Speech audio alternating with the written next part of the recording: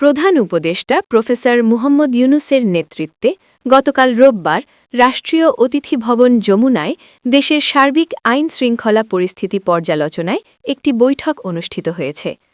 বৈঠকে স্বরাষ্ট্র উপদেষ্টা মো জাহাঙ্গীর আলম চৌধুরী, জাতীয় নিরাপত্তা উপদেষ্টা ডা খলিলুর রহমান সহ আইন-শৃঙ্খলা বাহিনীর শীর্ষ কর্মকর্তারা উপস্থিত ছিলেন। বৈঠকে বিএনপির ভারপ্রাপ্ত চেয়ারম্যান তারেক রহমানের দেশে প্রত্যাবর্তন, আসন্ন বড়দিন ও ইংরেজি নববর্ষ উপলক্ষে নিরাপত্তা ব্যবস্থা এবং ইনকালাব মঞ্চের মুখপাত্র জুলাই যোদ্ধা শহীদ শরীফ ওসমান হাদি হত্যাকাণ্ডের তদন্ত অগ্রগতি নিয়ে আলোচনা হয়। পুলিশ জানায়, দুটি জাতীয় দৈনিক ও দুটি সাংস্কৃতিক সংগঠনের কার্যালয়ে হামলার ঘটনায় ভিডিও ফুটেজ বিশ্লেষণ করে ৩১ জনকে শনাক্ত করা হয়েছে।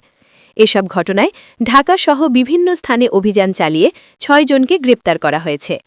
চট্টগ্রামে ভারতের সহকারী হাই কমিশনারের বাসভবনের কাছে বিশৃঙ্খলা সৃষ্টির চেষ্টাকারীদের মধ্যেও ৩ জনকে শনাক্ত করা হয়েছে। বৈঠকে প্রধান উপদেষ্টা সংশ্লিষ্ট সব বেআইনি কর্মকাণ্ডে জড়িতদের দ্রুত গ্রেপ্তারের নির্দেশ দেন এবং বলেন, আসন্ন জাতীয় নির্বাচনের আগে যে কোনো মূল্যে দেশের আইন-শৃঙ্খলা পরিস্থিতি স্বাভাবিক রাখতে হবে।